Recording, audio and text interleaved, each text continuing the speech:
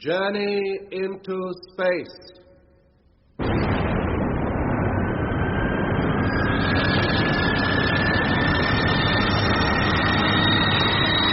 The Return from Mars by Charles Chilton.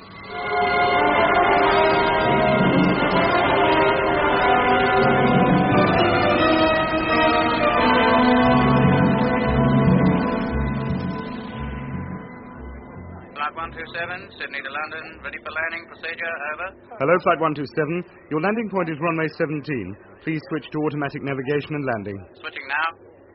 Hello, Earth. Eh? Hello, Control. Discovery calling. What was that? I didn't say anything. I think we have some interference. Hello, Control. Receiving you strength 3. Whoever you are, you're interfering with London landing control. Please check your transmitter frequency and clear this channel. Did you say landing control? Yes. Oh, good. This is Discovery. Who? The Discovery.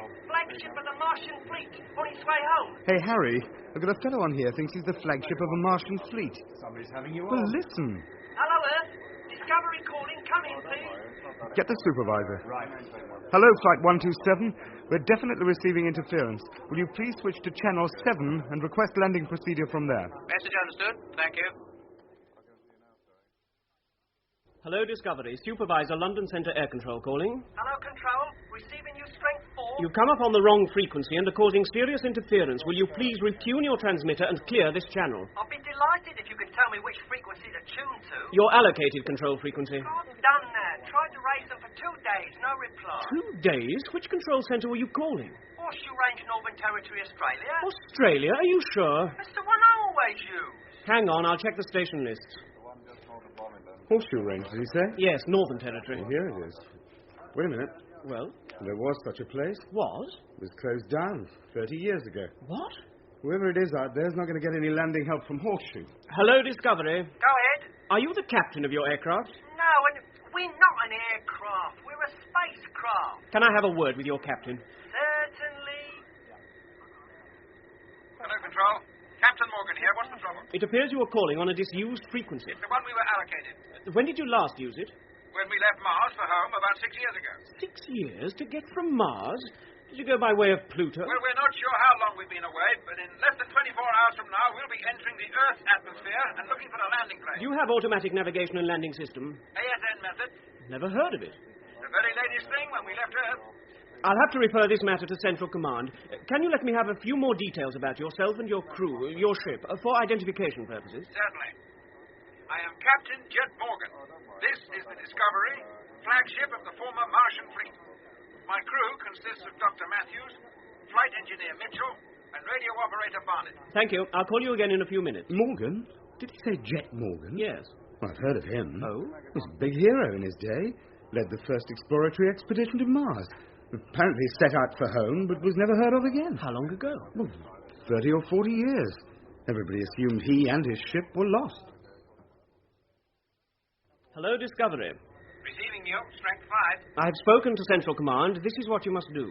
Retune to your old control frequency. They will listen out for you and give you full instructions for landing. At Horseshoe? No, that is no longer in use. They will allocate another landing point somewhere else in Australia. You will then be brought to London by stratoship. What's that? It's part airplane, part spaceship. Best thing for long-distance earthbound flights. Air travel seems to have forged ahead while we've been away.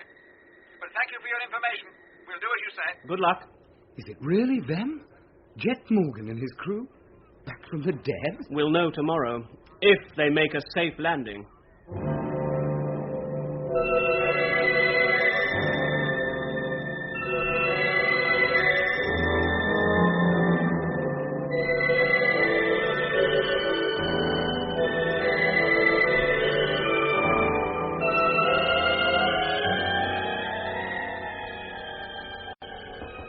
Come in. Commander Nichols. Ah, at last. Are you Captain Morgan? That's right. These are the members of my crew. How do you do? How do you do, sir? Sit down, gentlemen. I've been sent by Space HQ to ask you a few questions. There are a few we'd like to ask you. Like why have we been kept shut up? Yeah, and why we're not allowed to contact our families. Well, under the circumstances, we thought it best to keep a tight security check on all your movements until we'd clarified a few things. Such as? Since you touched down, we've had a chance to consult the records about your trips to Mars. When you failed to return from the second trip, it was presumed that the Discovery and all aboard were lost. Well, for a time we were. Oh? Whereabouts? We can't be sure. How long were you away? 6 or 7 years, including the time taken to return from Mars to Earth, we believe. You seem rather vague as to time. Yes. Why? Well, after we landed on Mars, we spent a few months on and around the planet until the invasion threat was neutralized and then set out for home. That's right. It was then we got lost, confused, not only as to our physical position in space, but as to our awareness of time. A very critical loss to an astronaut. Exactly. We flew that ship home by the seat of our pants, putting our faith in control to bring us down safely. Which leads to the very serious question as to why, when we needed the most, Control decided to abandon us. Horseshoe, like everybody else, had given you up for lost. But the Australian space program was scheduled to operate for 20 years. It did operate for 20 years. Huh? At the end of that time, a new space operations site was opened on the Barclay Plateau. I'm sorry, Commander, I don't follow you. Captain Morgan, can you tell me what year this is? Oh, not to the precise day or week. Or even which century? I don't really understand the question, but the 20th century, of course. No. This is the year 2026. 2026? It's the time warp. We didn't travel far enough. We've arrived back in the 21st century instead of the 20th. All I know is you suddenly appear on the main control frequency claiming to be Jet Morgan and crew of the Discovery decades after you were officially presumed lost. But I am Jet Morgan. This is my crew. Yes, I must say you look like the men you claim to be and hardly a day older, judging from the photographs in the records office.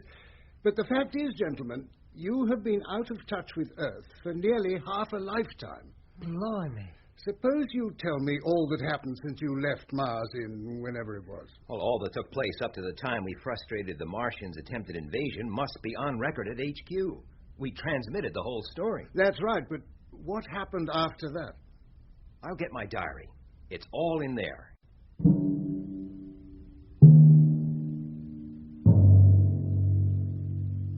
It was immediately after leaving the big asteroid where we had been held prisoner that things began to go wrong. We were about to take off for the 8-month journey home. Everybody ready? Mitch? All set. Number 1 gyro. Number 1. Number 2. Number 2. Stand by for takeoff. Don't overdo it, Jet. The gravity pull of this asteroid's virtually nil. Just a short burst in 5 seconds from now. 4, 3, 2, 1.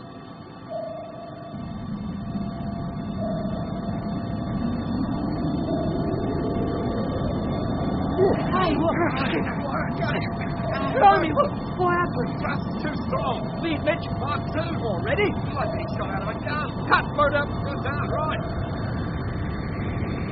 Mitch, cut the motor. I am coming. We're still accelerating. Oh, no. Emergency cut out. I'm doing it.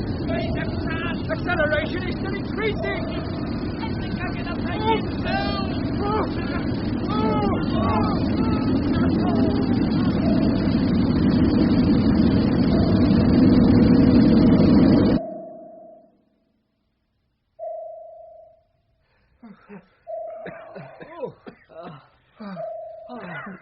Oh, thank goodness.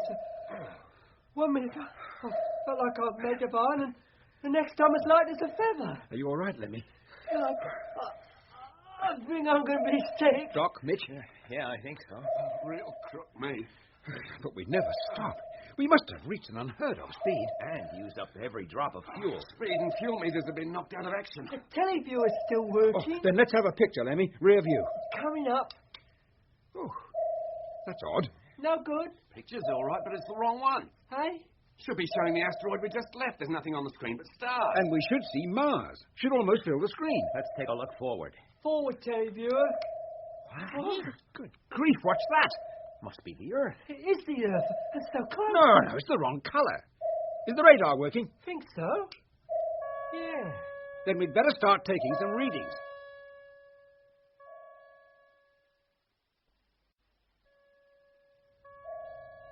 Well, I can't figure out what the heck's happened to us. The gravity pull of that asteroid was very slight. we were bound to take off pretty smartly. Not like a shell from a cannon, and at such a rate of acceleration that we all lost our senses. How long were we blacked out? No more than a few minutes, I'd say, until the emergency fuel cut came into operation. But in that short time, we appear to have traveled millions of miles. And are heading straight for a planet none of us recognizes. It's less than 90,000 miles away. We can land on it, can't we? Like we intended to land on Earth. It certainly has an atmosphere. If it's dense enough, we could accomplish a landing. And how do we maneuver the ship? You think we used up all the fuel? More than likely. Only way to tell is to go down and inspect the tanks. I'll come with you. While you're in the hold, I'll take a look outside, see if we've suffered any damage. Careful, Jet. Make sure you're securely hitched. Okay, Doc. We're ready to come in. You can close the lock.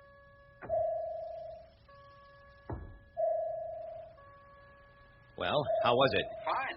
No damage whatsoever. And the motors? Bit warm, but okay. How about fuel? Enough to make a landing. The fuel cut must have operated very snappily. But we still went on accelerating. Possibly. I can't be sure. I'd lost all interest by then. What's the matter? We're awake now, and we've less than 24 hours to plan and make a landing on that globe. The question is where to land. Doc, while Mitch and I figure out the landing procedure, you survey that planet. Study its surface, work out its daily rotation period, where the flattest ground is and where the best weather's likely to be. Right. And Lemmy? Yes, Chet? Stay on the radar. Measure our distance and calculate our speed and hand the result to me and Mitch every 5 minutes. Right. Okay, then. Let's get down to work. Well, it seems to be almost totally covered with desert, which is why it has that red color.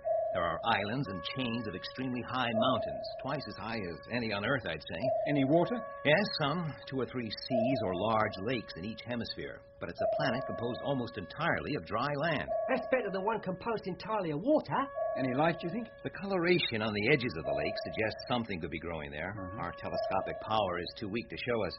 Maybe we'll see more as we get closer. Any ideas about climate? By day, it's pretty warm down there, by Earth standards. Very cold by night. There are some fairly dense cloud patches, mostly in the lake regions, and there's a little ice at both poles, very thin and almost identical in size. Either we've arrived between seasons, or this planet's axial tilt is 0. And the axial rotation? I can't say at this stage, but considerably slower than the Earth's. No sign of any intelligent life? Not from this distance. Thanks, Doc. You think we'll make it? We should enter the atmosphere in about 10 hours. That will be the moment of truth. And if it isn't dense enough to slow us down? Then we're in trouble. Right. There's not enough fuel to make a rocket-assisted landing.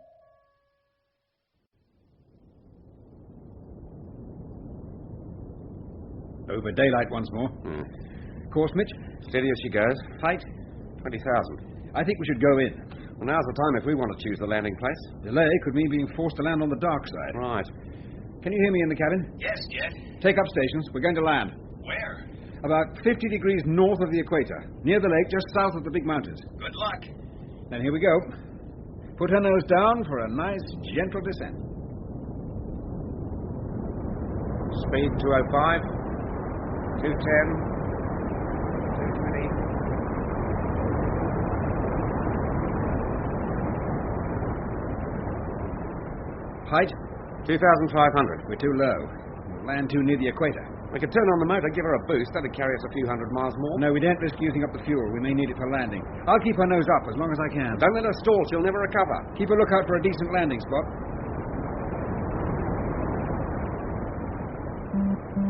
There's the stall warning. I can hear it.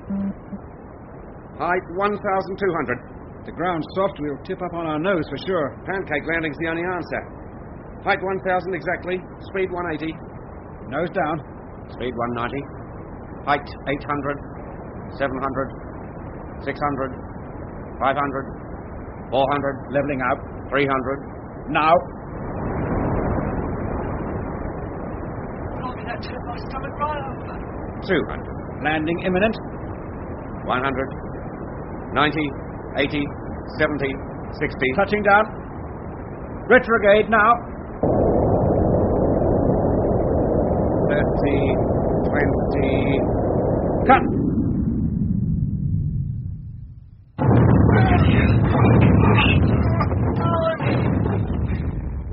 Well, we're down. With a heavy lift to start. Yeah, sorry about that. Is the ship damaged? If it is, it'll be the undercarriage. Well, at least the airlock's working. You all right in here? Yeah. Well, except for the sloping floor. Well, undo your harness and stow your couches. We'll carry out an inspection of all equipment. Does that include the radio? Of course, why not? Well, I don't see how anyone would be calling us in this place. There was no sign of intelligent life on any part of this planet that I saw. Maybe, but all parts of the ship should be in full working order. Right. So we'll check the radio, and we'll keep a listening out watch from time to time. Well, there doesn't seem to be any internal damage. How about outside? 2 will go. We'll draw lots. They will test the atmosphere, find out why we have this list. Well, here are the straws. Draw one each. 2 short ones go. Yeah. Oh. It's me and Lemmy. Just my luck. Come on, get your suit on. The sooner we get it over, the better. Hello, Doc. How you doing? We just touched down. Good. Come forward a bit so we can see you on the televiewer.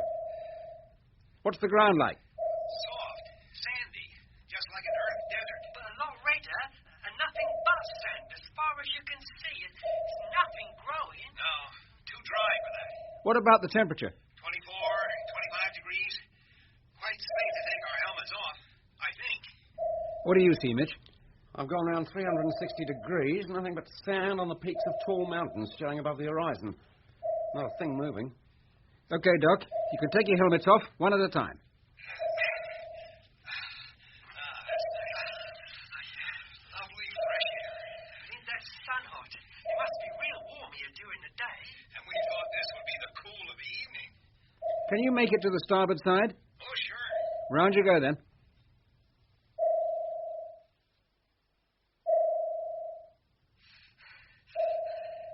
Oh, blimey. That's bad. What is it? The wheel. It's sunk into the ground, right up to the axle. The atmosphere's very thin. Makes you quite breathless to move. So I can hear. How about the undercarriage? Is it damaged? Can't tell. The top part looks all right. What do you think, Doc? Most of it's buried. We could dig the sand away and have a look. No, don't do anything like that. It's too risky. So long as the undercarriage isn't about to collapse, I don't think so. then that's enough for the first day's outing. You better come in. It'll probably be dark in an hour or so. Okay. Still all clear out there?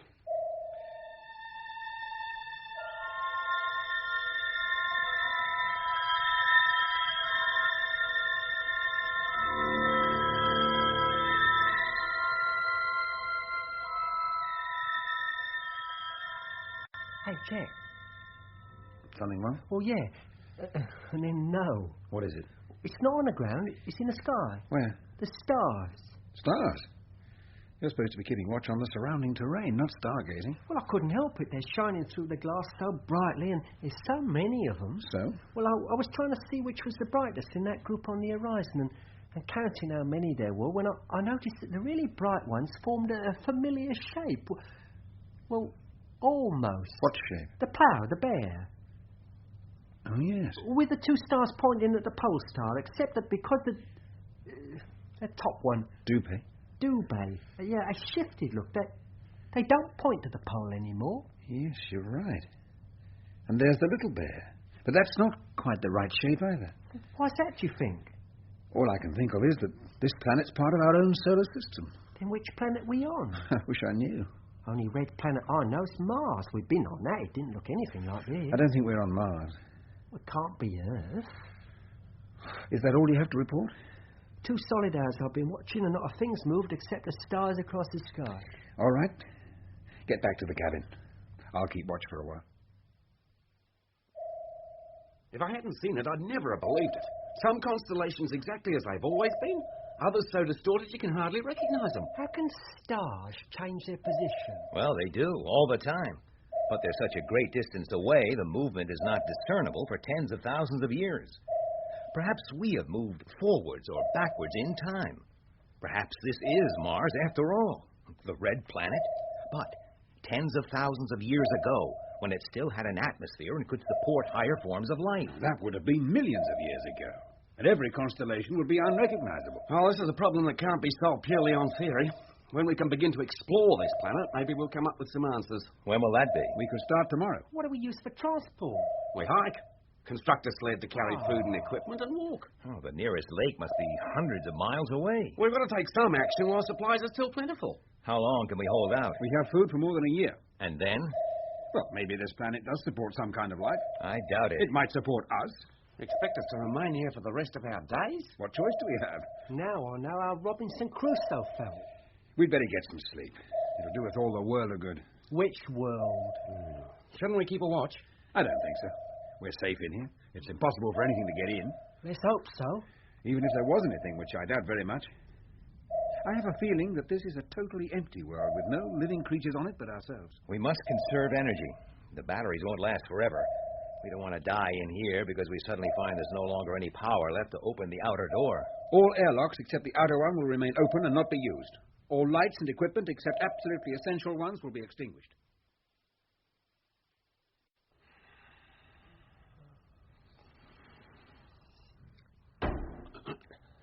What was that? Something hit the ship. The televiewer, quick. Right. Doc, Mitch, go to the flight deck. Tell us what you can see. Right. Check. Televiewer on. Can you see anything? No, the screen's too dark. Put the light up. How's that? No, I can see very little. Stars, the horizon, that's all. It's too dark out there. Maybe whoever it is too near the ship for the camera to pick up. Yeah, maybe. Doc, Mitch, what do you see? Hardly anything. Our eyes aren't used to the dark yet. Wait a minute. Something moving out there. Where? On the port side. Group of figures. Oh, yeah. I can just see them. What do they look like? Bears. Bears? Yes. They just stood up on their hind legs and launched a shower of rocks at us. Doc, I'm coming out. Come in, will you? Take over the televiewer. Right. Right, Mitch, where are they? Well, they were on the port. They've vanished now. Did they really look like bears? I did when crouching on all fours, but they stood up to fire the missiles. Fire? Well, they've got some kind of gadget to fire them with, but no explosions. Then they must be creatures of some intelligence. Yeah, obviously. What's that? Huh? Where? Straight ahead. That's them, isn't it? Yeah. If we switch on the landing lights, they'll be directly in the beams. They've used up a lot of battery. We'll only turn them on for a couple of seconds. Like they're shooting at us. How do they know we're in here? They must have eyes like cats. I'm going to switch on the lights. Now. Hey, look, running for their lives. Well, they aren't bears. They're two-legged creatures wrapped up against the night cold. It must be well below zero out there. Why, go on. Switch off. They didn't like the light, did they? Ran like a devil. Yeah, will they be back? In daylight, I hope. I'd like to have a good look at them. At least they're no real threat. How do you know? All they did was shoot stones at us. Couldn't do any real harm. Unless we met them outside during one of your proposed expeditions. Yeah. Let's get back to the main cabin. We'll organize a night watch. One man here in the pilot's cabin for 2 hours while the others sleep. There's so much for the empty, uninhabited world.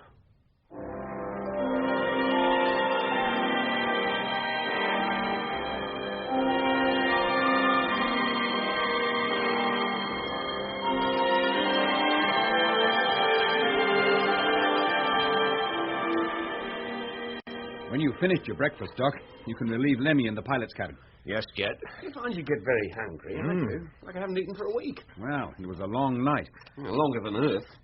What time do your watches say? Mine's gone completely haywire. Well, they're still keeping Earth time and racing ahead. I doubt whether we can slow them down enough to keep the correct time here. Maybe we can get the ship's clock to go slowly enough. We can check the time from the sun each day at noon. Jet, something approaching. Coming, Lemmy. Where are they? Not them. It. Coming over the mountain. It's a flying saucer. What? Where? See the tallest peak? Yes. Below that. Between it and us. Oh, yes. You must have good eyes. It couldn't have been more than a speck when you called. No, it was bigger. It was hovering over the mountains and then headed this way, like it'd been looking for us and then sighted us. Dog, turn on the televiewer. See what you make of a flying machine heading this way from the port side. Right. It's almost here. Can you see it? Got it in full view. Stops and starts like a hoverfly. Incredible control. It's coming down. I don't think this is going to be frightened away by a flash of landing lights. A door's opening. Blimey! It's a girl. A human. And beautiful. Why is she dressed like an ancient Greek? Not exactly like an ancient Greek, but I see what you mean. She can see us. What's she doing? Pointing to her wrist, then her ear, trying to convey something. Let's see what the others think. I've never seen anything like it. Perfect. I think she wants to talk to us. Oh, I know what she wants. The radio turned on. Wahoo! Freeway Arome!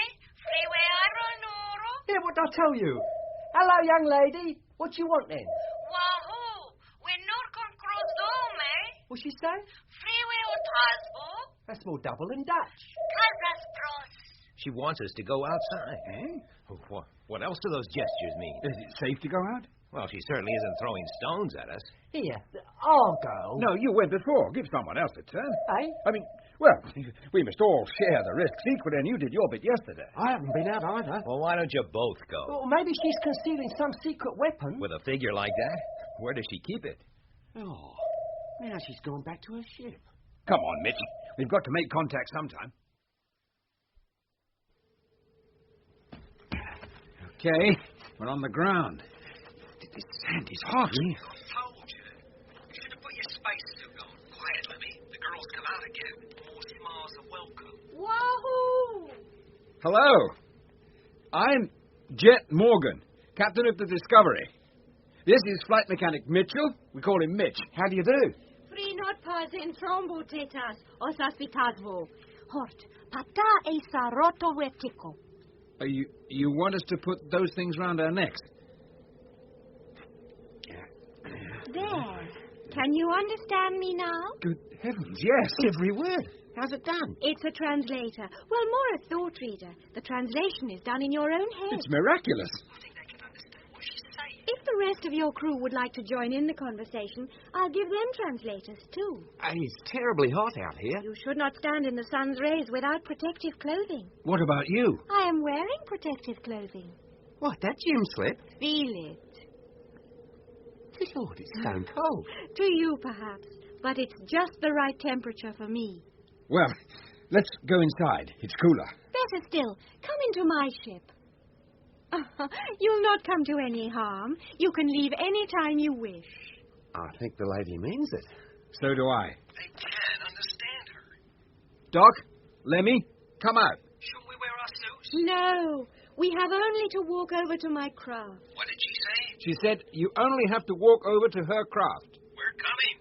I see the Sotiers have already paid you a visit. You mean those Eskimos? They can be a bit frightening if you meet them alone, but they're harmless, really. What about all that stone throwing? More of a demonstration than an attack. They just can't resist a chance to show their contempt for Talians. You could have fooled me. Sit where you like. It's nice and cool in here. Mind if I look round a bit? No, help yourself. But I shall close the door to maintain the temperature. Which is the control panel? Control panel? How do you drive it? Oh, you dial direction, height, speed, and destination on here. Press the starter button and you're off.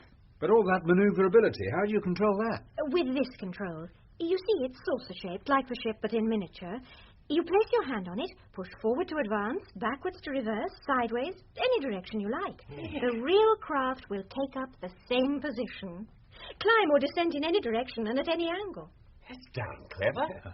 But how do you see out? We have a viewing panel here.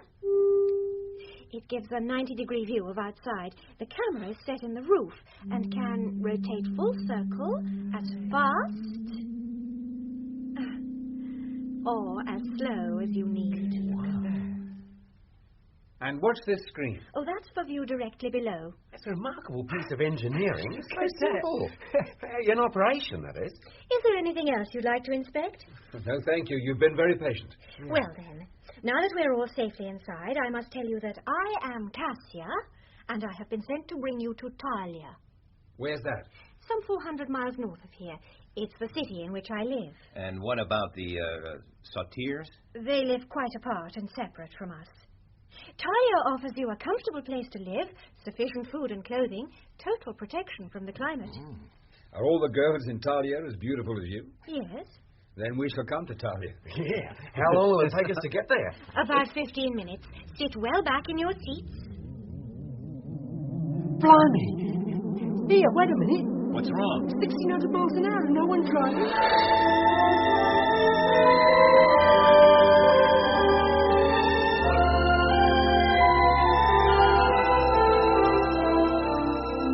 Journey into Space, The Return from Mars, was written by Charles Chilton. John Pullen played Jet Morgan, Anthony Hall Lemmy, Ed Bishop Doc, and Nigel Graham Mitch. Elizabeth Proud was Cassia, and other parts were played by Patrick Barr, David Bradshaw, Graham Faulkner, Stephen Garlick, John McAndrew, Sean Probert, Christopher Scott, and John Webb. Journey into Space was directed by Glenn Dearman.